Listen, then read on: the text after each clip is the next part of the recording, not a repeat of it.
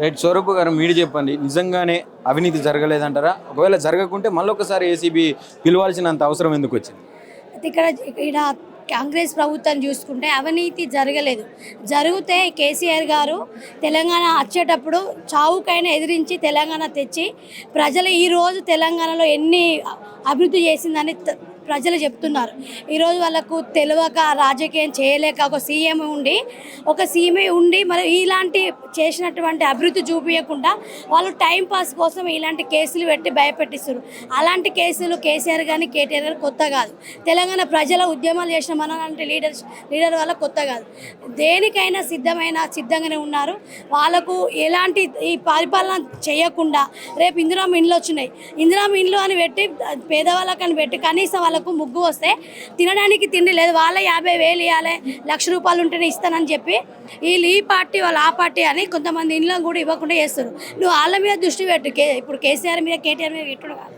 ఎందుకంటే తెలంగాణ 10 సంవత్సరాలు కేసీఆర్ గారు కేటీఆర్ గారు ఎలా చేసిరు అనేది భగీరథ చూసుకుంటే, పెన్షన్లు చూసుకుంటే ప్రతి ఒక్కటి ప్రజలు ఇంటింటికి వెళ్ళి నాకు దళిత ప్రజలు కానీ రెడ్డిస్ అన్ని ఆల్ కాస్టెస్ కానీ ఎంత అభివృద్ధి చేసి మరి కేసీఆర్ చూపించిండు.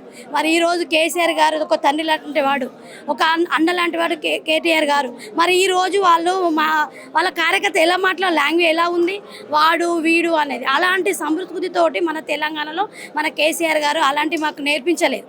అంటే వాళ్ళకి ఇప్పుడు ఇంత విచారణ అనగానే 100 మంది 1000 మంది కార్యకర్తలు ఎందుకు వస్తున్నారు? నిజంగా బీఆర్ఎస్ వాళ్ళు భయపడతా ఉన్నారని చెప్పి ప్రధానంగా వినిపిస్తూ ఉన్నది కాంగ్రెస్ సైడ్ నుంచి. నిజంగానే భయపడుతున్నదా? ఎందుకంటే మొన్న కేసీఆర్ గారిని తీసుకొచ్చిర్రు, ఈరోజు మళ్ళీ కేటీఆర్ గారిని తీసుకొచ్చిర్రు. అంటే మీ అధిష్టానాన్ని కదిలించే ప్రయత్నం చేసినందుకు ఏమన్నా భయపడతా ఉన్నదా మీ పార్టీ? మేము ఎలాంటి భయం లేదు. కేటీఆర్ గారిని అరెస్ట్ చేయడానికి మేము భయపడి రాలేదు. ఇక్కడ అందరం కేసీఆర్ గారు తెలంగాణ అప్పుడు కూడా చనిపోయి చావుతో పోరాడినప్పుడు కూడా ఈ ప్రజలే వచ్చిర్రు కాపాడుకున్నారు. ఈరోజు కూడా కేటీఆర్ గారు ఎలాంటి తప్పు చేయరు. మేమందరం మా కేటీఆర్ గారు తప్పు చేయరు. మా తెలంగాణ ప్రజలకు మాకు అన్ని విధాలు చూసుకొని ఈరోజు మాకు తెలంగాణ నమ్ముకొని ఉన్నామంటే మా కుటుంబ సభ్యులుగా మేము అందరం వచ్చినాం ఇక్కడికి. ఏం చెప్పదలుచుకున్నారు ఓవరాల్గా? ఈరోజు ఖచ్చితంగా అరెస్ట్ చేస్తామని చెప్తా ఉన్నారు కాంగ్రెస్ వాళ్ళు. అది అరెస్ట్ చేస్తారు అంటే అరెస్ట్ చేయరు. చేసే పరిస్థితి ఏం కాదు, కొత్త కాదు. వాళ్ళ తాటాకులకు భయపడే ఇప్పుడు ఈ కేసీఆర్ గారు కేటీఆర్ గారు భయపడరు. వాళ్ళకేం కొత్త ఏం కాదు కేసులు అనేది. చేసినా ఇక్కడ ఉన్నటువంటి కోటి తెలంగాణ ప్రజలు దీనిని నెక్స్ట్ సర్పంచ్ ఎలక్షన్లే వాళ్ళు తగిన బుద్ధి చెప్తారు. వాళ్ళను మన కాంగ్రెస్ ప్రభుత్వాన్ని తరిమి కొడతారు. వెంటనే వాళ్ళకు ఏందనేది కూడా బై ఎలక్షన్లో ఇప్పుడు ఈ అరెస్టులు చూపించే వాళ్ళు ఎంపీటీ సర్పంచ్ పెట్టండి. ఊళ్ళల్లో నిధులు లేవు, ఊళ్ళల్లో కరెంటు లేవు, ఊళ్ళల్లో నీళ్ళు లేవు. ఈరోజు భగీరథ నీళ్ళు ఇచ్చిన కేసీఆర్ గారు ఇచ్చారు. మీరు వేసింది 6 నెలల నుంచి మీరు చేసిన పరిపాలన లేదు. మీరు ఎలాంటి సాక్ష్యాధారాలు మీ దగ్గర, మీరు జస్ట్ టైం పాస్కు ప్రజలు అన్నీ గమనిస్తున్నారు. ప్రజలందరూ చదువుకున్న వాళ్ళే ఎవరు ఏం చేస్తున్నారు, ఎలాంటి మన ప్రజలలో మనం భయపెట్టి బతుకుతున్నామని వాళ్ళ రేపటి కాబోయే మన స్థానిక ఎలక్షన్లో కంపల్సరీ తగిన బుద్ధి చెప్తారని నేను ఆశిస్తున్నాను. రైట్. ఏం చెప్తారండి? కాంగ్రెస్ ఖచ్చితంగా ఈరోజు కేటీఆర్ని అరెస్ట్ చేసి జైల్లో పెడతామని చెప్పి గట్టిగా వినిపిస్తూ ఉన్నది. ఏం చెప్తారు? నిజంగానే అరెస్ట్ అయితే ఎట్లా ఉంటుంది? అరెస్ట్ చేస్తారనుకుంటారా? అసలు ఏమనుకుంటారు?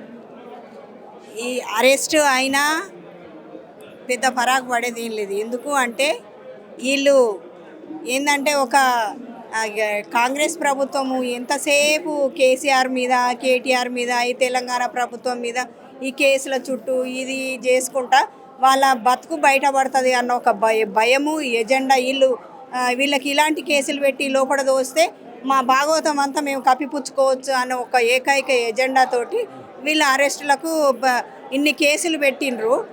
ప్రజా సంక్షేమం మీదనే పనిచేస్తుంది కాంగ్రెస్ పార్టీ. దీన్ని డిస్టర్బ్ చేసే ప్రయత్నం బీఆర్ఎస్ వాళ్ళు చేస్తారు. కానీ ప్రజలకు అన్ని సౌకర్యాలు అందిస్తూ ఉన్నాం, అన్ని సంక్షేమ పథకాలు అందిస్తూ ఉన్నాం అని చెప్పి చెప్తా ఉన్నది. ఇది సిగ్గుసేటు. మీరు ఇచ్చిన 6 గ్యారంటీలు పథకాలు మహిళలకు తులం బంగారం అన్నారు. ఏ దాంట్లో మీరు సక్సెస్ అయినరని చెప్పి ప్రజలు గమనిస్తున్నారు. మీరు ఊర్లలోకి వెళ్ళి చూడండి.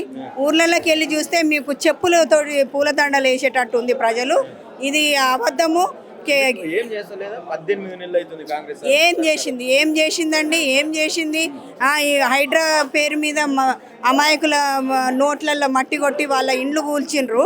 మీకు అనుగుణంగా ఉన్న వాళ్ళ ఇండ్లు మాత్రము హైడ్రా పేరు మీద వాళ్ళ ఇండ్లు కనపడ్డాయి కానీ మీ వాళ్ళ ఇండ్లు కనపడలేదా?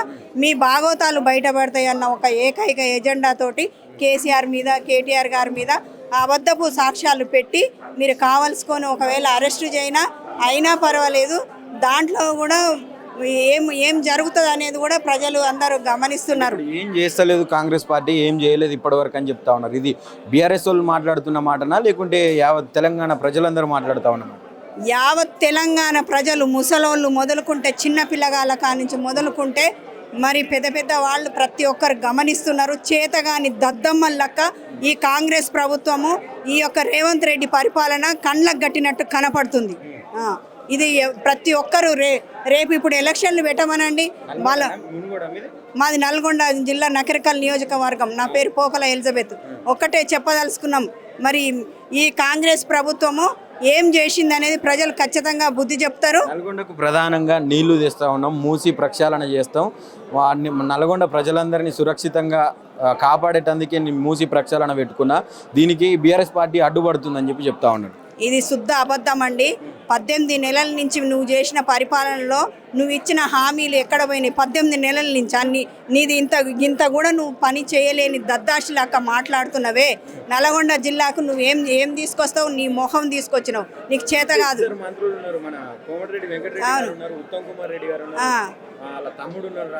అవును, మంచిగా చేస్తున్నారా?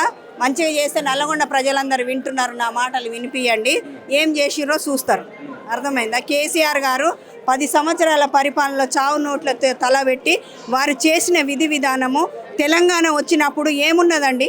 మన దగ్గర ఏమున్నది? ఆయన ఒక్కొక్క పని చేతుల కళ్ళల్లో నీళ్లు ఒత్తుకొని ఎక్కడి నుంచి డబ్బులు సమకూర్చుండు, ఏం చేసిండు, ఎన్ని బాధలు పడ్డాడు, ఎన్ని కష్టాలు పడ్డాడు, తెలంగాణ రావడానికి ఎన్ని కష్టాలు పడ్డాడు, వచ్చినాక తెలంగాణ వేరైపోయినాక మనకేం లేదండి. ఉత్తదే తెలంగాణ వేరైనాక మనం ఉత్తదే చెట్టు కింద, ఎండిపోయిన చెట్టు కింద ఉన్న మనుషులు మన తెలంగాణను ఈ సస్యశ్యామలంగా చేసిన ఘనత కేసీఆర్ గారిది. చేసి చూపెట్టు. ఆయన చేసిన అన్ని నువ్వు బోర్డుల కానించి, బస్ స్టాప్ల కానించి పేర్లు మార్చుకోవడమే నీ బతుకైపోయింది. నువ్వు తెలంగాణ కేసీఆర్ చేసిన ఆనవాళ్ళు ఏవి లేకుండా చేయాలని చెప్పి నువ్వు అనుకుంటున్నావు. నీ బుద్ధిహీనత నీ ముఖాన నువ్వే ఉమ్మేసుకుంటున్నావు. రేవంత్ రెడ్డి గారు ప్రజలు గమనిస్తారు. ఎందుకు అని అంటే నువ్వు ఏదేదో కొత్త ఎక్కడ ఏం తెలియంది ప్రజలకు వచ్చేంత వరకు కూడా తెలియకుండా ఒకటే కూలగొట్టించిన బతుకుల నాశనమే. నిన్ను ప్రజలు ఎన్ని బంగారు మేడలు కట్టించినా కూడా నమ్మే పరిస్థితి లేదు. ఇంకా 15 సంవత్సరాలకు కూడా కాంగ్రెస్ ప్రభుత్వం రాదు, రాసి పెట్టుకోండి.